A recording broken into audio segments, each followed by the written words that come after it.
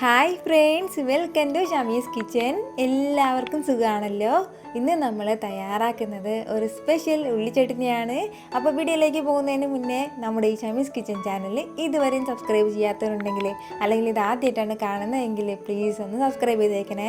ആ ഷമീസ് കിച്ചൻ്റെ തൊട്ടടുത്തുള്ള ചുമന്ന ബട്ടൺ ഒന്ന് ക്ലിക്ക് ചെയ്യുക. കൂടെ തന്നെ തൊട്ടടുത്തുള്ള ബെല്ലൈക്കൻ ക്ലിക്ക് ചെയ്യുമ്പം ഓൾ തന്നെ പ്രസ് ചെയ്യണം. എങ്കിൽ മാത്രമേ ഞാൻ അപ്ലോഡ് ചെയ്യുന്ന വീഡിയോസെല്ലാം നിങ്ങൾക്ക് കറക്റ്റായിട്ട് നോട്ടിഫിക്കേഷൻ ലഭിക്കത്തുള്ളൂ. എന്നാൽ ശരി, നമുക്ക് ഇനി വീഡിയോയിലേക്ക് പോകാം. ഒരു തവണ നിങ്ങളിതൊന്ന് ട്രൈ ചെയ്ത് നോക്കിയാൽ പിന്നെ നിങ്ങളുടെ ഫേവററ്റ് ഉള്ളി ചട്നി ഇത് തന്നെയായിരിക്കും. അപ്പോൾ ഇതിന് വേണ്ടിയിട്ട് നമുക്കൊരു ചീനച്ചട്ടിയിലേക്ക് 1 ടേബിൾ സ്പൂൺ അളവിൽ ഓയിൽ ചേർത്ത് കൊടുക്കാം. വെളിച്ചെണ്ണയാണ് ഏറ്റവും ബെസ്റ്റ് ആയിട്ടുള്ളത്. 1 ടേബിൾ സ്പൂൺ അളവിൽ ചേർക്കുകയാണ്. ഓയിൽ ചേർത്ത് കൊടുത്തു കഴിഞ്ഞാൽ പിന്നെ നമുക്കിതിലേക്ക് ചേർത്ത് കൊടുക്കേണ്ടത് ചെറിയ ഉള്ളിയാണ്. ഞാനിപ്പോൾ ഒരു 200 ഗ്രാം അളവിൽ ചെറിയ ഉള്ളി എടുത്തിട്ടുണ്ട്. അപ്പോൾ ഈ ചട്നി എപ്പോഴും ചെറിയ ഉള്ളിയിലേ തയ്യാറാക്കാവൂ, എങ്കിൽ മാത്രമേ കറക്റ്റ് ടേസ്റ്റ് നമുക്ക് കിട്ടത്തുള്ളൂ. ഈ ചെറിയ ഉള്ളി ചേർത്തിട്ട് നമുക്ക് നല്ലതുപോലെ ഒന്ന് വഴറ്റി കൊടുക്കണം. നന്നായിട്ട് ഈ ഉള്ളിയെല്ലാം വെന്തിട്ട് കിട്ടണം. നമുക്ക് ഇതിൻ്റെ കളറെല്ലാം മാറി നല്ലൊരു ഗോൾഡൻ കളറാകണം. അതുവരെ ഒന്ന് ചെറുതായിട്ടൊന്ന് വഴറ്റി കൊടുക്കണം. പെട്ടെന്ന് തന്നെ ഇതിൻ്റെ കളറൊക്കെ മാറിയിട്ട് കിട്ടും നമുക്ക്.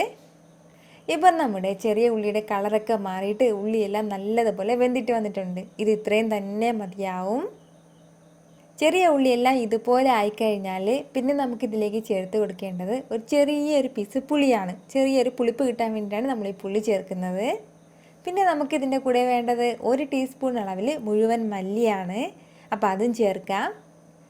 പിന്നെ വേണ്ടത് കുറച്ച് വറ്റൽമുളകാണ്. നമുക്ക് എത്രത്തോളം എരിവ് വേണോ അതിനനുസരിച്ചിട്ട് വറ്റൽമുളക് ഇതിലേക്ക് ചേർത്തേക്കണം. ഒരുപാട് എരിവുള്ള മുളകാണെന്നുണ്ടെങ്കിൽ കുറച്ച് ചേർത്താൽ മതിയാവും. കുറച്ച് എരിവാണെന്നുണ്ടെങ്കിൽ കുറച്ചധികം ചേർക്കാം, പ്രശ്നമൊന്നുമില്ല. പിന്നെ നമുക്കിതിൻ്റെ കൂടെ ചേർക്കേണ്ടത് കറിവേപ്പിലയാണ്. നമ്മൾ സാധാരണ ഉള്ളിച്ചട്ടിക്ക് ചേർക്കില്ലേ അത്രയും കറിവേപ്പില അല്ല ഇതിന് വേണ്ടത്. കുറച്ചധികം കറിവേപ്പില നമ്മളിതിലേക്ക് ചേർക്കണം. ആ കറിവേപ്പിലയും കൂടെ ചേർത്തിട്ടാണ് നമ്മൾ ഈ ഉള്ളിച്ചട്നി തയ്യാറാക്കി എടുക്കുന്നത്. കറിവേപ്പിലയും ചേർത്ത് കൊടുത്തു കഴിഞ്ഞാൽ പിന്നെ നമുക്ക് നല്ലതുപോലെ ഒന്ന് വഴറ്റി കൊടുക്കാം. ഒരു 30 സെക്കൻഡ് മാത്രം ഒന്ന് ചെറുതായിട്ടൊന്ന് വഴറ്റി കൊടുക്കാം. അതിനുശേഷം പിന്നെ നമുക്കിതൊരു ബൗളിലേക്ക് മാറ്റാം. ചെറുതായിട്ടൊന്ന് തണുക്കാൻ വേണ്ടിയിട്ടൊന്ന് മാറ്റി വയ്ക്കുന്നതാണ്.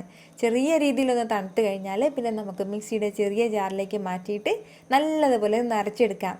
ഇപ്പോൾ ഞാൻ കട്ടിക്കാണ് നമ്മുടെ ഈ ഉള്ളിച്ചട്നി തയ്യാറാക്കി എടുക്കുന്നത്.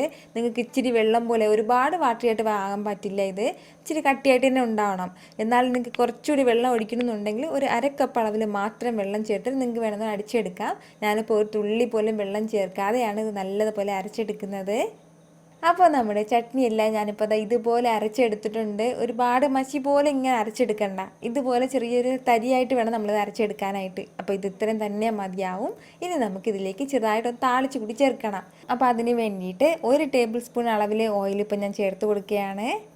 എണ്ണ ഒന്ന് നല്ലതുപോലെ ചൂടായിട്ട് വരുമ്പോഴത്തേക്കും പിന്നെ നമുക്കിതിലേക്ക് ഒരു 1/2 ടീസ്പൂൺ അളവിൽ കടുക് ചേർത്ത് കൊടുക്കാം. കൂടെ തന്നെ 1 ടീസ്പൂൺ അളവിൽ മുഴുവൻ ഉഴുന്നുകൂടി. ഇത് രണ്ടും ചെറുതായിട്ടൊന്ന് പൊട്ടി വരുമ്പോഴത്തേക്കും പിന്നെ നമുക്കിതിലേക്ക് ചേർക്കേണ്ടത് വെളുത്തുള്ളിയാണ്. ഞാനിപ്പോൾ ഒരു 3-4 വെളുത്തുള്ളി, വലിയ വെളുത്തുള്ളിയാണ്, അത് ഇതുപോലെ നീളത്തിൽ അരിഞ്ഞിട്ട് ചേർക്കുകയാണ്. ചെറുതായിട്ടൊന്ന് വഴറ്റി കൊടുത്തതിന് ശേഷം പിന്നെ നമ്മൾ നേരത്തെ അരച്ച് മാറ്റി വെച്ചിരുന്നില്ലേ ഉള്ളിച്ചട്നി, അതുകൂടി ചേർക്കുകയാണ്. അപ്പോൾ നമ്മൾ ഇതുവരെ ഇതിലേക്ക് ഉപ്പ് ചേർത്തിട്ടില്ല. ആവശ്യത്തിനുള്ള ഉപ്പും കൂടി ചേർത്ത് കൊടുത്തിട്ട് നല്ലതുപോലെ ഒന്ന് മിക്സ് ചെയ്ത് വഴറ്റി കൊടുത്തു കഴിഞ്ഞാൽ നമ്മുടെ സൂപ്പർ ടേസ്റ്റി ആയിട്ടുള്ള ഉള്ളിച്ചട്നി റെഡി ആയിട്ടുണ്ട്. വളരെ വളരെ ടേസ്റ്റി ആയിട്ടുള്ള ഒരു ഉള്ളിച്ചട്നിയാണ്. നിങ്ങൾക്കിത് കാണുമ്പോൾ തന്നെ അറിയാമായിരിക്കും ഇതിൻ്റെ ടേസ്റ്റ് എന്ത് മാത്രമാണെന്ന്.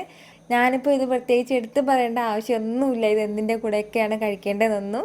നമുക്ക് രാവിലത്തെ എന്ത് ഫുഡിൻ്റെ കൂടെ വേണമെങ്കിലും കഴിക്കാം. അല്ലാന്നുണ്ടെങ്കിൽ ഇപ്പോൾ ഉച്ചയ്ക്കൊക്കെ നമ്മൾ ചോറ് കഴിക്കുമ്പോൾ ചോറിൻ്റെ സൈഡിൽ ചെറുതായിട്ടൊന്ന് വെച്ച് കൊടുക്കുക. അങ്ങനെയൊക്കെ വളരെ ടേസ്റ്റിയായിട്ട് തയ്യാറാക്കാൻ പറ്റുന്ന ഒന്നാണിത്. ഉറപ്പായിട്ട് നിങ്ങളൊന്ന് ട്രൈ ചെയ്ത് നോക്കണം. നിങ്ങൾക്കിത് നല്ലതുപോലെ ഇഷ്ടമാവും. ഈ വീഡിയോ നിങ്ങൾക്ക് ഇഷ്ടമായിട്ടുണ്ടെന്നാണ് എൻ്റെ വിശ്വാസം. ഇഷ്ടമായാൽ ഇതൊന്ന് ലൈക്ക് ചെയ്തേക്കണം.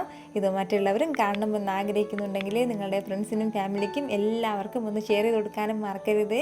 വീണ്ടും നല്ലൊരു ഉഷാറ് വീഡിയോ ആയിട്ട് ഞാൻ വരുന്നതായിരിക്കും. അതുവരേക്കും എല്ലാവരും ഹാപ്പി ആയിട്ടിരിക്കുക, സന്തോഷമായിട്ടിരിക്കുക, ചിരിച്ചുകൊണ്ടിരിക്കുക. Take care, dear friends.